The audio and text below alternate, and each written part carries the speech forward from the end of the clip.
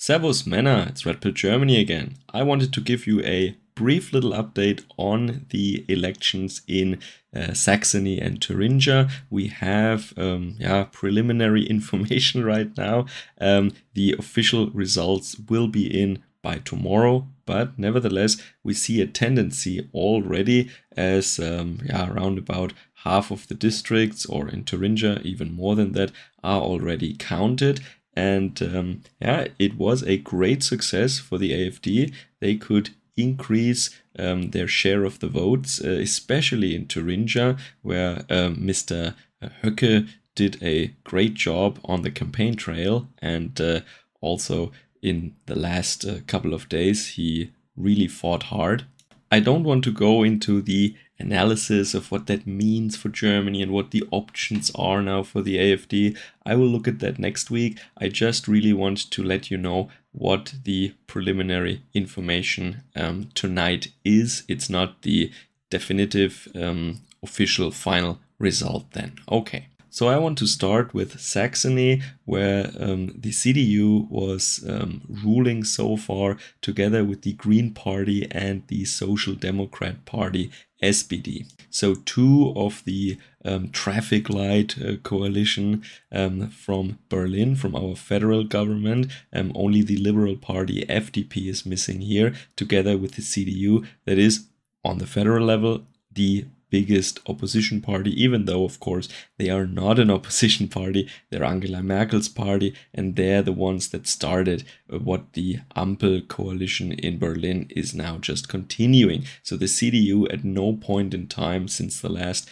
federal election has been an opposition party. All right, so here you can see that the CDU they didn't lose a lot since the last elections in 2019 in Saxony. That is because the federal government right now is really unpopular, and the CDU, well, they masquerade as an opposition force and as conservative, and that is why they stayed pretty much constant. The AfD won a bit though, and the BSW, I mentioned them yesterday, the Bündnis Sarah Wagenknecht, a splinter or a split-off party, I should say, from the Communist Party Die Linke, which is the direct follower of the Communist Party of Eastern Germany, of the GDR.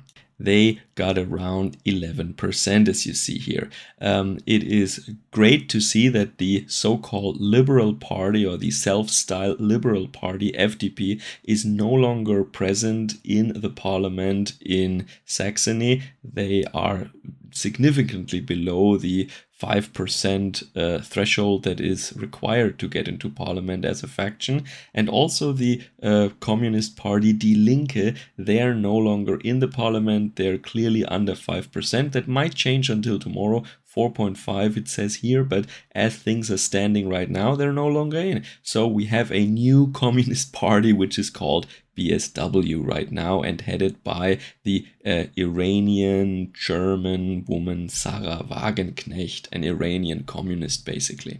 Maybe she should have a look at Iran. Maybe then she can realize what communism actually does under circumstances like these, and how the communists actually end up in these countries. So the Green Party still has a rough night ahead in Saxony. They have 5.3% as of now, and if this drops below 5, then they're out. So that can all change by tomorrow, but I'm sure that when the mail-in votes are counted overnight, this will mysteriously change to 6. I could be wrong. Let's see what it says tomorrow. So that means that the current coalition cannot be continued. That means the CDU basically has to form a coalition now with the BSW, so with the communists, and then they can strengthen that coalition by a third party, either the Green Party or the SPD.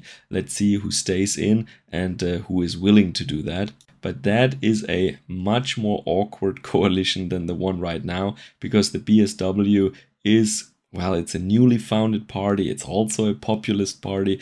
It is very leftist, but they are not easily controlled, I think. But bottom line, I think they are a control instrument of the globalists, of the ruling coalition in Berlin, and it's all just fake. But we will see. Now let's look at Thuringia. That is a little better, the results that we see here, even though Saxony was already great, I think. You see in Thuringia that the AfD finished with a whopping 33%.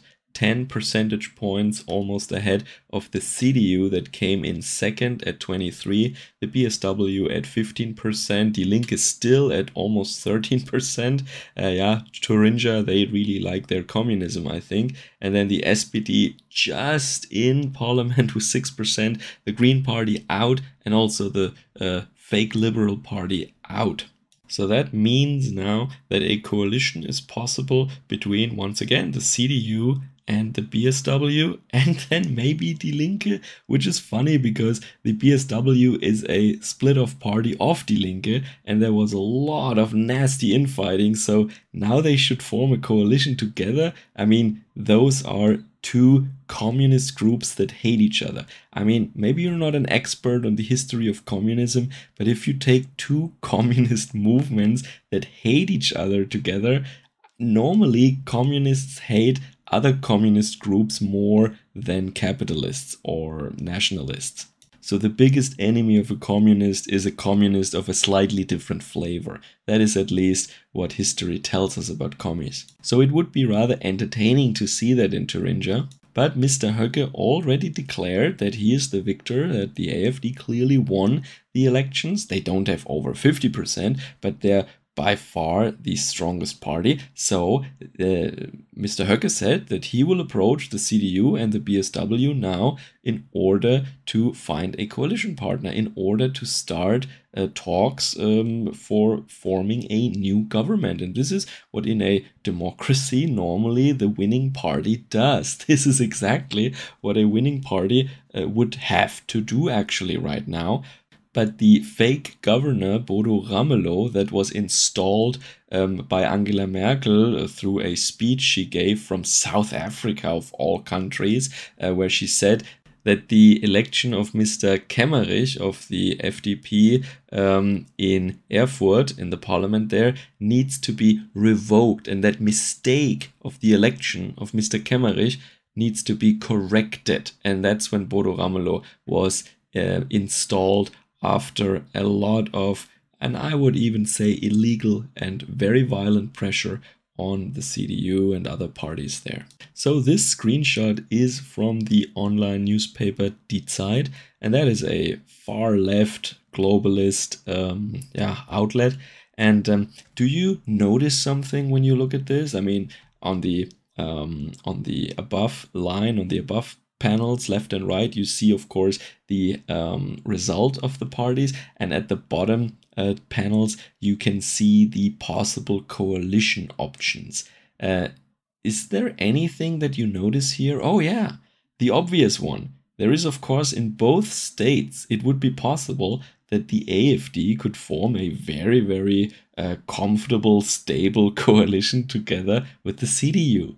And that option is not even shown here, even though completely unrealistic and wacky coalitions are shown also, but that is the one that they don't show. And the reason is that globalists, leftists and commies and all these New World Order hacks, they are terrified right now that the CDU leadership in those two states could give the middle finger to Berlin and to Washington and to London, and I'm not saying the other place now, but you know what I mean probably. They could give the middle finger to them and say, well, I don't care what our party leadership in Berlin says, we in the state of Thuringia or in the state of Saxony, we are forming a coalition with the AfD because it is the best for the country, and we don't want to have a coalition with wacky communists that still were killing people like a little more than 30 years ago, but when the Soviet Union still existed, they were killing people at the border who tried to come to the West. And because they are so terrified and they don't want to give people ideas,